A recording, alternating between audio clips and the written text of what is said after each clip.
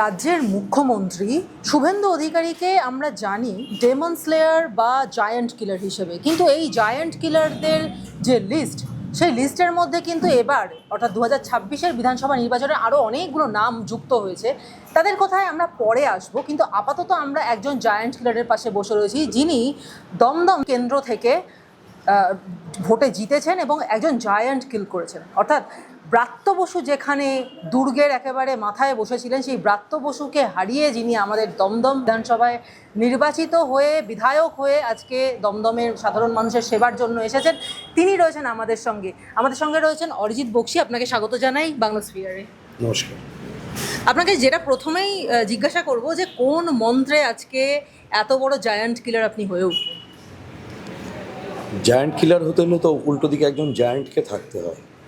এটা সম্পূর্ণ ভুল ধারণা। আমি বারে বারে বলেছি, আমি তো নির্বাচনী প্রচারের সময় আপনি যদি আমার ফুটেজগুলো দেখেন, মিডিয়া কভার করেছিল, আমি একবার নয় ন্যূনতম 10 বার বলেছি যে আমি 22,000-এর বেশি ভোটে ব্রাত্য বসুকে হারাবো। একবার নয়, বারে বারে বলেছি। আপনি নির্বাচনের ফলাফলও তাই বলছে, 25,000-এর বেশি ভোটে উনি হেরেছেন। জায়ান্ট হতে হলে বা যেটা তথাকথিত হেভিওয়েট, যেটা বলা হয় হেভিওয়েট হতে হলে মানুষের ভালোবাসায় ওয়েটটা বাড়াতে হয়, মানুষের আশীর্বাদে হেভিওয়েট হতে হয়। একজন 15 বছরের বিধায়ক যিনি 15 বার বিপদে আপদে মানুষের পাশে, দমদমের মানুষের পাশে দাঁড়াননি, যিনি দমদমের চিরন্তন সমস্যাগুলোকে উপেক্ষা করে শুধুমাত্র কিছু পেটোয়া কাউন্সিলর আর দুর্নীতিগ্রস্ত তৃণমূল নেতাকে নিয়ে একটা তোলাবাজি সিন্ডিকেট ক্রাইম করে 15 বছর কাটিয়ে গেলেন আর দমদমের মানুষকে শোষণ করে গেলেন, তিনি যাই হোক, না তো তিনি হেভিওয়েট ছিলেন, না তিনি জায়ান্ট ছিলেন। এগুলো বলা ওনাকে অতিরিক্ত মর্যাদা দেওয়া, যেটা আমি কোনোভাবেই করতে রাজি নই। এবং এই ব্রাত্য বসুর কথা আসলেই শিক্ষার ব্যবস্থা আছে, কারণ তিনি শিক্ষামন্ত্রী ছিলেন এবং সেই শিক্ষাক্ষেত্রে কী দুর্নীতি হয়েছে আমরা দেখেছি। ব্রাত্য বসুর নিজের বক্তব্য ছিল যে আমি আমার নিজের ছেলেদেরকে চাকরি দেবো না, তাকে অন্যদেরকে দেবো। এই বিষয়টা কিন্তু সাধারণ মানুষের মধ্যে খুব খারাপভাবে প্রভাব ফেলেছিল। তারও কি প্রভাব এই ভোটে পড়লো? ঔদ্ধত্য, সীমাহীন ঔদ্ধত্য, মানুষের দয়ায়, মানুষের আশীর্বাদে জিতে একজন জনপ্রতিনিধি, তিনি যদি মানুষের জন্য চাকরিকে ওনার পৈতৃক সম্পত্তি হিসাবে ঘোষণা করতে লজ্জা না পান, এটাকে ঔদ্ধত্য ছাড়া আর কী বলা যায়? দমদম রোডের উপর দাঁড়িয়ে খোলা গলায় উনি বলছেন, আমার চাকরি আমি কাকে দেব আমি ঠিক করব, কিভাবে দেব বলবো না। এই সীমাহীন ঔদ্ধত্য এবং নির্লজ্জতা, চোখের চামড়া থাকলে কোনো মানুষ এই কথা বলতে পারে না। জনপ্রতিনিধি তো অনেক দূরের কথা, এ তো রাজা গজার জমানা চলে গেছে। আমরা তো হাত জোর করে আশীর্বাদ ভিক্ষা চেয়ে জনপ্রতিনিধি হয়েছি, মানুষ দয়া করেছে তাই আমরা জনপ্রতিনিধি হয়েছি। কালকে মানুষ যদি আশীর্বাদ ফিরিয়ে নেয়, দয়ার হাত তুলে নেয়, আস্থা করে জায়গা হবে না আমাদের।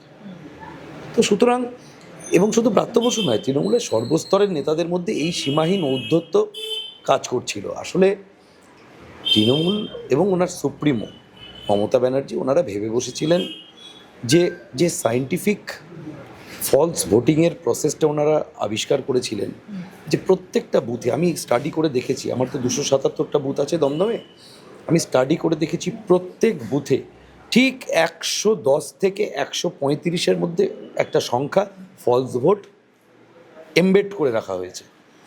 এবং এত সফিস্টিকেটেডভাবে করা হয়েছে, 2002-এর এসআইআরের কেটে যাওয়া নাম, তাকেও আবার 2015-16 পরে ফিরিয়ে আনা হয়েছে, 2019-এর পরে ফিরিয়ে আনা হয়েছে।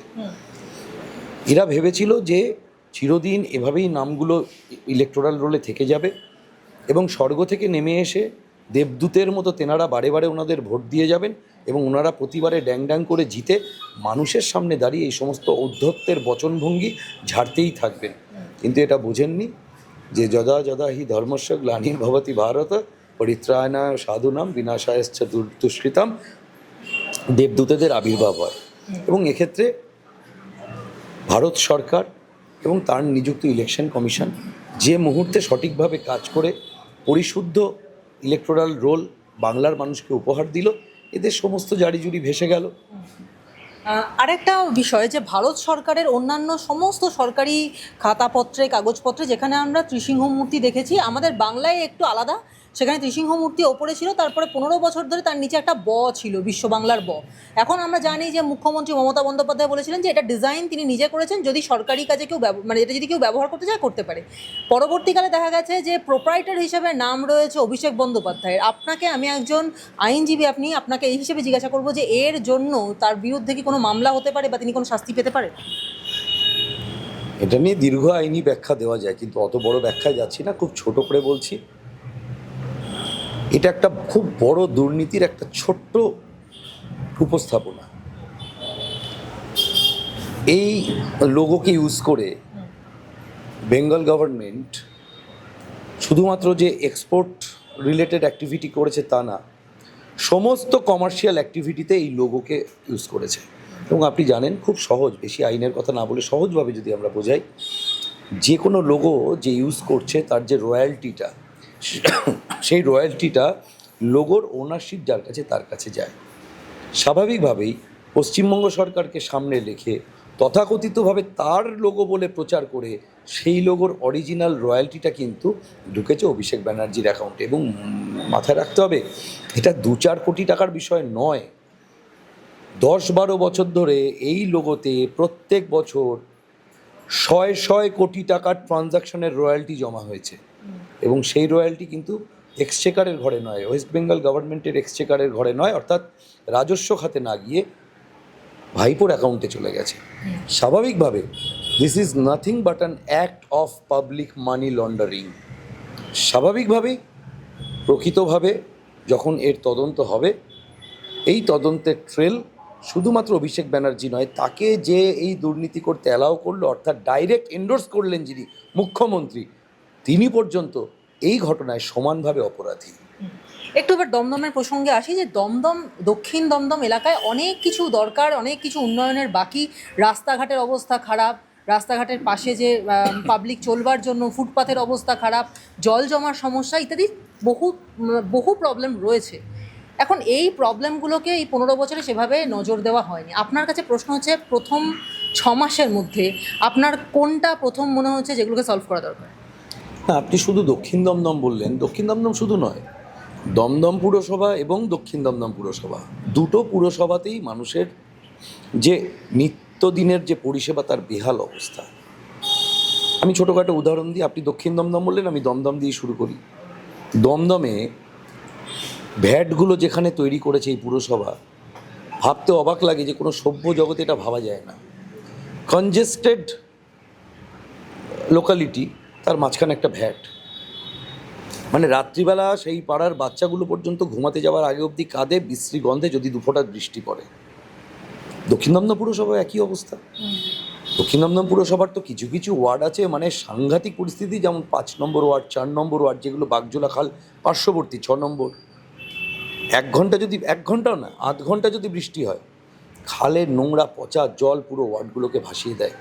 এবং সেই জল যখন সরে, ওই বাগজোলা খালের নোংরা কাদা ওটা বাড়ি উঠোন সব মাখামাখি হয়ে থাকে। মানুষ হয়ে ওখানে বেঁচে থাকতে পারে না এই পরিস্থিতিতে। দমদমের দমদম পুরসভার আন্ডারে যেটা আর্টারিয়াল রোড, পিকে গুহ রোড, যেটা এয়ারপোর্ট 1 নম্বর থেকে একদিকে দুর্গানগর আরেকদিকে গোড়াবাজার হয়ে পুরো এরিয়াটা কভার করে, এই রাস্তার যা পরিস্থিতি ছিল, কয়েকদিন আগেও টোটো উল্টে স্কুল যাচ্ছিল ছোটো ছোটো বাচ্চা, কারোর মাথা ফেটেছে, কারোর হাত ভেঙেছে। যুদ্ধকালীন পরিস্থিতিতে ইলেকশন ঘোষণা হওয়ার পরে মডেল কোড অফ কন্ডাক্টকে ভায়োলেট করে কাজ শুরু করেছিল। ভাবতে অবাক লাগে, ওখানকার একজন স্থানীয় পৌরপিতাই, তৃণমূলেরই পৌরপিতা, আমি একদম নির্দ্বিধায় বলছি, তৃণমূলেরই পৌরপিতা, সে রাস্তায় দাঁড়িয়ে প্রতিবাদ করতে বাধ্য হয়েছিল, বলেছিল পাবলিক পিটাবে আপনারা যা করছেন, পাড়ায় থাকতে পারবো না। কারণ কয়েকদিন পরেই হয়তো দেখবেন গিয়ে, আমি লোকাল ছেলে বলে জানি, এই যে ড্রেনগুলো প্রথমে যে বাঁধালো, একটা ড্রেন বাঁধাতে হলে তার নিচে বেশ কিছুটা অংশকে আগে চটিয়ে নিচ থেকে গাঁথনি করে তুলতে হয়। ভাঙা ড্রেনের উপর কোনো রকমে ইট সিমেন্ট চাপিয়ে দিয়ে ঢালাই করে দিল। এরপর যখনই ওখানে গাড়ির খুব কনজেস্টেড রাস্তা, গাড়ি ঘোড়া চলাচল করবে, ড্রেনের স্ল্যাবের উপরে উঠবেই চাকা, তাসের মতো ভেঙে পড়বে, বিপদ হবে, অ্যাক্সিডেন্ট হতে পারে। যে কারণে আমরা আমাদের সম্মানীয় মুখ্যমন্ত্রী, আমাদের সকলের প্রিয় জননেতা শুভেন্দু দা, তিনি গতকালকেই ঘোষণা করেছেন যে পলিটিক্যাল যে অ্যাপয়েন্টমেন্টগুলো রয়েছে, সে স্কুল বলুন, মিউনিসিপ্যালিটি বলুন, হোয়াট এভার যায়, সেগুলোকে ইমিডিয়েট বেসিসে বরখাস্ত করা হয়েছে। এবং তিনি একদম ডিস্ট্রিক্ট ম্যাজিস্ট্রেটদের সামনে রেখে মুক্ত কণ্ঠে কোনো রকম রাগঢাক না করে পরিষ্কার বলেছেন যে আজ থেকে যে কোনো রকমের ডেভেলপমেন্টের কাজ যেই করুক, স্থানীয় বিধায়কের মতামতকে অগ্রাধিকার দিয়ে এবং তার নজরদারির মধ্যে করতে হবে। মাননীয় মুখ্যমন্ত্রী কালকে বলেছেন এই কথা। আমরা কাল থেকেই ওয়ার্ড ফুটিংয়ে যোগাযোগ করার চেষ্টা করছি, আমরা খবর নিচ্ছি যে কারা করছে কাজটা, কীভাবে করছে।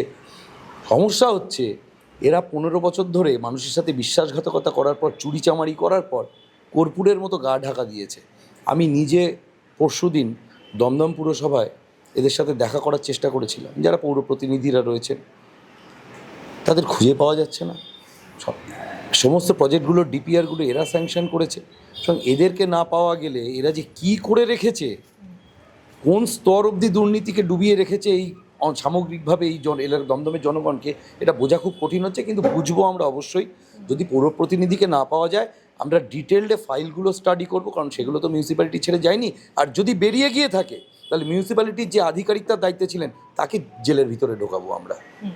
এবং দমদম অঞ্চলে এই যে সমস্যাগুলো রয়েছে তা তো রয়েইছে, তার সঙ্গে আরেকটা নতুন জিনিস যেটা দমদমের থ্রেড কালচার ছিল, দাদাগিরি ছিল, সেই দাদাগিরিটা আপাতত বন্ধ হলেও দেখা যাচ্ছে হঠাৎ করে গৈরিকীকরণ শুরু হয়ে গেছে। হঠাৎ করেই সবাই যেন খুব গেরুয়া পতাকাধারী হয়ে উঠেছে। এই ব্যাপারটাকে কিভাবে আপনারা মোকাবিলা করছেন? হ্যাঁ, এটা দুটো আঙ্গিক আছে। আমি আগে প্রথমেই বলি যে এটা যেটা বলেছেন সেটা শুধু দমদম না, প্যান ওয়েস্ট বেঙ্গল, পশ্চিমবঙ্গব্যাপী এই সমস্যাটা হয়েছে। কি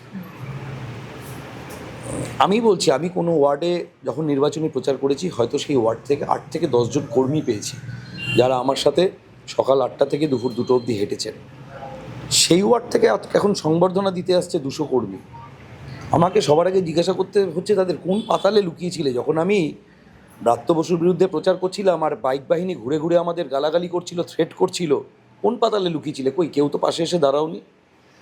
আমি খুব পরিষ্কার বার্তা আমরা প্রত্যেক বিধায়ক দিয়েছি, আবারও দিচ্ছি আপনার মাধ্যমে। হঠাৎ করে বিজেপি হওয়া যায় না, এবং হঠাৎ করে বিজেপি হওয়ার কোনো প্রয়োজন নেই।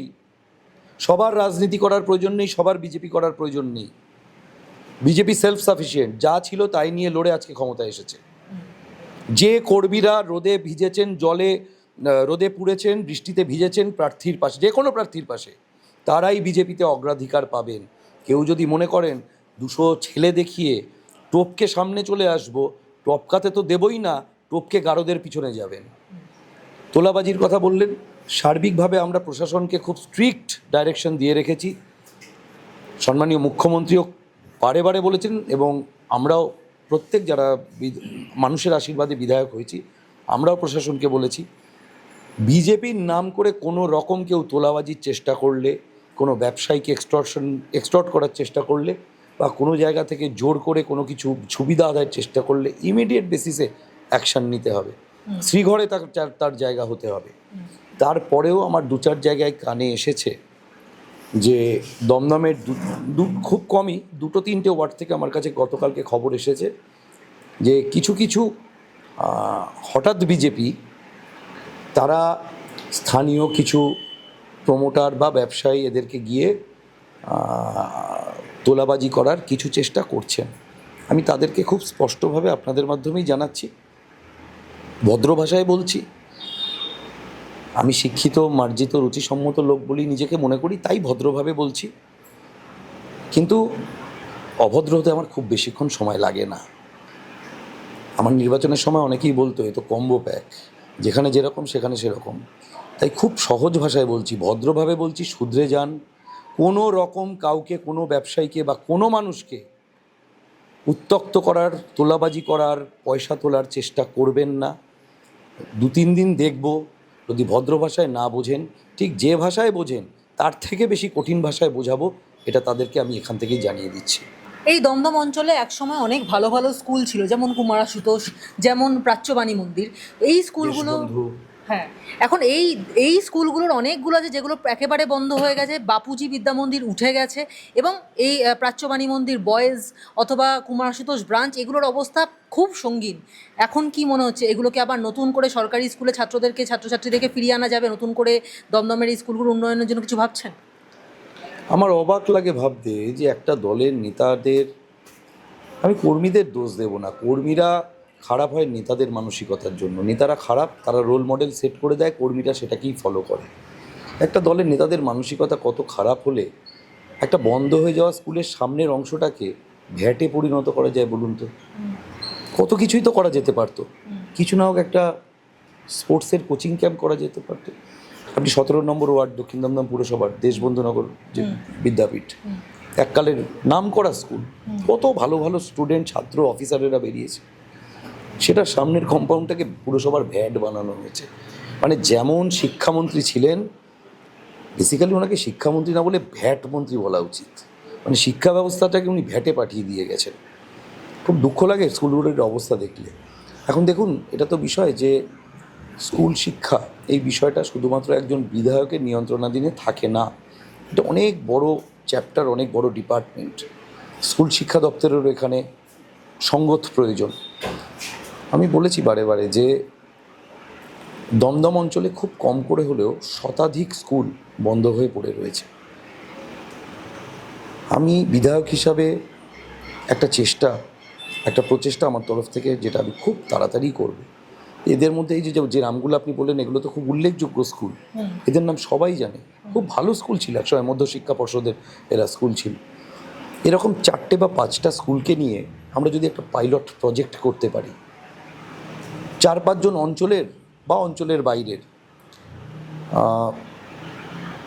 যার সেই সামর্থ্য আছে, এরকমের মানুষকে যদি প্যাট্রন হিসাবে সেখানে আমরা ইনভাইট করতে পারি, যে এই স্কুলটা আজ থেকে আপনি as a mentor, as a patron আপনার দায়িত্বে থাকবে।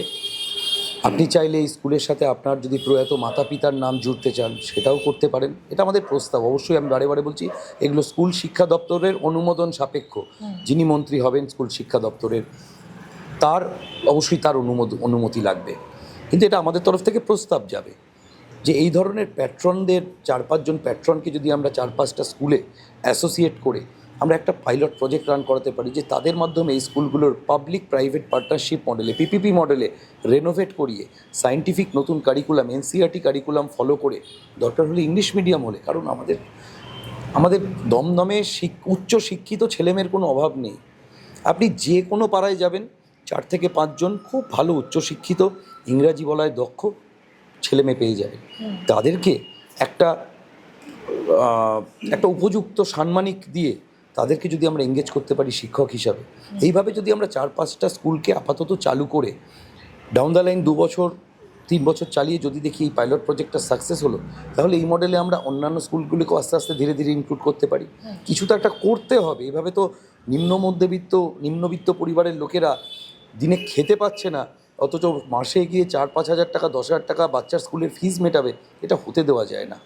তো এই যে প্রপোজালের কথা আমি বললাম, এই প্রপোজাল ডিটেলড আকারে একদম স্কুল আইডেন্টিফাই করে, ইভেন প্যাট্রনকেও আইডেন্টিফাই করে আমরা আমাদের সরকারের স্কুল শিক্ষা দপ্তরের কাছে প্রপোজাল রাখবো। আমি আশাবাদী আমাদের যে ধরনের ডাইনামিক লিডারের আন্ডারে আমরা বিধায়কেরা কাজ করছি, শুভেন্দুদা, যিনি 24 ঘন্টার মধ্যে 18 ঘন্টা কাজে বিশ্বাস করেন এবং তিনি করে দেখিয়েছেন। লিডার অফ অপোজিশন হিসাবে উনি প্রত্যেক দিন 16 থেকে 18 ঘন্টা দলীয় এবং যতটা সরকারি পেরিফেরির মধ্যে তার কাজ ছিল তিনি করেছেন। আমি আশা রাখি ওনার কাছে যদি এই বিষয়টা পৌঁছায়, উনি নিশ্চয়ই তার যিনি সহকর্মী শিক্ষা দপ্তর দেখবেন, তার মাধ্যমে এটাকে উনি নিশ্চয়ই সাকসেস করাবেন। একটা শেষ প্রশ্ন করব, যে তাহলে আগামী 6 মাস আপনার পাখির চোখ কী হবে? দমদমে কোন কোন বিষয়গুলোকে প্রথম টার্গেট করবেন? 3টে। দেখুন, আমি নির্বাচনী প্রতিশ্রুতিতে যখন নির্বাচনী প্রচারে বেরিয়েছিলাম, আমি খোলা গলায় একটা কথা বলেছি যে এক ঝুড়ি প্রতিশ্রুতি নিয়ে আমি আসিনি। আমি এখানকার লোকাল ছেলে, বলতে গেলে পাড়ার ছেলে, কিন্তু বাইক স্কুটার নিয়েই ঘুরে বেড়াই দমদমে। পাড়ার মধ্যে কে গাড়ি নিয়ে ঘোরে? আমি বারে বারে বলেছি যে মূলত 3টে জায়গায় আমাদের ফোকাস থাকবে। একটা অলরেডি বললাম আপনাকে এর আগে, শিক্ষার বিষয়টা। দ্বিতীয় সেটাও একটু আগে বলেছি, রোড ইনফ্রাস্ট্রাকচার। এটাকে রেনোভেট করা খুব আর্জেন্ট। দমদমে মানুষ তার যে পোটেনশিয়াল সেটাকে এক্সপ্লোর করতে পারে না এই রোড ইনফ্রাস্ট্রাকচার খারাপ বলে। এককালে শিল্পনগরী ছিল এই দমদম, কি ছিল না? যেসব ছিল, জিটিআর ছিল, উইলমার ছিল, পুলম্যান ছিল, কি ছিল না? রীতিমতো ব্যারাকপুর শিল্পাঞ্চলকে টক্কর দিয়ে এগিয়ে যাওয়ার মতো জায়গায় দমদম থাকতো। আজকে দেখুন কী অবস্থা, সমস্ত বন্ধ। হয় রিয়েল এস্টেটের হাঙরেরা গিলে খেয়েছে, নয় কঙ্কালসার চেহারা নিয়ে পড়ে রয়েছে। তাই রোড ইনফ্রাস্ট্রাকচার ভালো না হলে এদের পুনরুজ্জীবন, রিভাইভাল সম্ভব নয়। এটা দ্বিতীয়। তৃতীয় যেটা বলতে গেলে প্রথম বলতে পারেন, আমার প্রথম প্রতিশ্রুতি ছিল ব্যক্তিগত স্তর থেকে। দমদম প্রকৃতপক্ষে একটা বৃদ্ধাবাসে পরিণত হয়েছে, কারণ এখানকার যত শিক্ষিত ছেলে মেয়ে, দমদমে তো কোনো এমপ্লয়মেন্ট অপরচুনিটি নেই, সব বাইরে। হয় ব্যাঙ্গালোর, নয় চেন্নাই, নয় টেক্সাস, নয় আমস্টারডাম, এইরকম বিভিন্ন জায়গায়। আমি যখন নির্বাচনী প্রচারে হেঁটেছি, হ্যান্ড মাইকে করে মানুষকে আহ্বান করেছি, তাদের সাথে পরিচিত হওয়ার চেষ্টা করেছি। বড় বড় ফ্ল্যাট বাড়ি, 5 তলা, 6 তলা, 7 তলা, সেখান থেকে যে মানুষেরা ব্যালকানিতে এসে আমার সাথে কথা বলেছেন, 80% হচ্ছে প্রবীণ ব্যক্তি, যাদের বাড়িতে কোনো ইয়ং ছেলে মেয়ে নেই, তাদের দেখার লোক নেই বাড়িতে। টাকা আছে, সামর্থ্য আছে, ম্যান পাওয়ার নেই, পরিবারের লোক নেই, বাড়িতে 2 বুড়ো বুড়ি, একটা হয়তো মেইড। এদের সবচেয়ে বড় যেটা সমস্যা হচ্ছে, রাত বিরেতে শরীর খারাপ হলে এরা কী করবে পাজলড হয়ে পড়ে, বিপদও ঘটে যায়। আজ থেকে কয়েক মাস আগে একজন বৃদ্ধার পচা গলা শবদেহ দমদমেরই এক ফ্ল্যাট থেকে বেরিয়েছিল। 8 দিন তিনি মারা গিয়ে তার শবদেহ পচে গেছিলো, কেউ জানতে পারেনি। পরে গন্ধ বেরোনোয় পুরসভার স্থানীয় যারা নেইবার্স আর পুরসভার লোক এসে দরজা ভেঙে তাকে বার করতে হয়েছিল। এই পরিস্থিতি যেন দমদমের কোনো মা বাবার সাথে না হয়। আমি বলেছি প্রত্যেকটা বাড়িতে গলিতে ওয়েল সার্কুলেটেড একটা হেল্পলাইন নাম্বার, যেটা সারা রাত খোলা থাকবে। মূল সমস্যাগুলো রাতের বেলাই হয়। সন্ধ্যে থেকে পরদিন, মানে ধরুন সন্ধ্যে 6টা থেকে ভোর 6টা পর্যন্ত থ্রু আউট ওপেন থাকবে। টেলিকলার ফোনের সামনে ওয়েট করবে, যেখান থেকে এই ধরনের সমস্যার খবর আসবে। দমদমের মানুষকে টেলিফোন ডাইরেক্টরি ঘেটে বা রাস্তায় নেমে অ্যাম্বুলেন্স ডাকতে হবে না। ওই নাম্বারে ফোন করলে রাত বিরেতে অ্যাম্বুলেন্স তাদের বাড়ির কাছে পৌঁছাবে। এটা আমি ফার্স্ট প্রায়োরিটি দিয়ে করার চেষ্টা করছি। এর জন্য রিসোর্স প্রয়োজন, আমি সেই রিসোর্স জোগাড় করারও চেষ্টা করছি। অনেক খুব মানে চ্যারিটেবল অর্গানাইজেশন বা খুব মহৎ প্রাণ ব্যক্তি রয়েছে, যারা এইসব জিনিসগুলোর প্রতি খুব উৎসাহ বোধ করেন এই সার্ভিসগুলো দেওয়ার জন্য। আমি তাদের সাথেও যোগাযোগ করছি। আশা রাখছি খুব তাড়াতাড়ি আমরা দমদমের মানুষের জন্য এই সার্ভিসটা অন্তত চালু করে দিতে পারবো। একসময় বাম দুর্গ হিসেবে পরিচিত দমদম পরবর্তী 15 বছরের জন্য, 34 বছরের পর যখন 15 বছরের রাজত্বকাল চলেছে তৃণমূলের, তখন তৃণমূল দুর্গ হিসেবে পরিচিত হয়েছিল। কিন্তু সেই তৃণমূল আমলে বাম এবং তৃণমূলের কারসাজিতে শিল্পনগরী দমদম ধীরে ধীরে ক্ষয়িষ্ণু দমদমে পরিণত হয়েছিল। কিন্তু সেই ক্ষয়িষ্ণু দমদম থেকে আবার নতুন করে মডেল দমদম কিভাবে তৈরি করা যায়, সেটাই বর্তমান বিধায়কের জন্য চ্যালেঞ্জ, এবং সেই চ্যালেঞ্জ তিনি অ্যাকসেপ্ট করেছেন। তিনি প্রথম থেকেই কিভাবে দমদমকে উন্নততর দমদমে পরিণত করা যায় তার কিন্তু একটা ছোটোখাটো রোডম্যাপ আমাদেরকে দিয়ে দিয়েছেন। এরকম গল্প আরও আছে, আরও অনেকের কাছে আছে, কিন্তু সেই গল্পের ওপর নজর রাখতে গেলে আপনাদের নজর রাখতে হবে বাংলা স্ফিয়ারে। ক্যামেরায় অজিত দেবের সঙ্গে অনন্যা মজুমদারের রিপোর্ট, বাংলা স্ফিয়ার।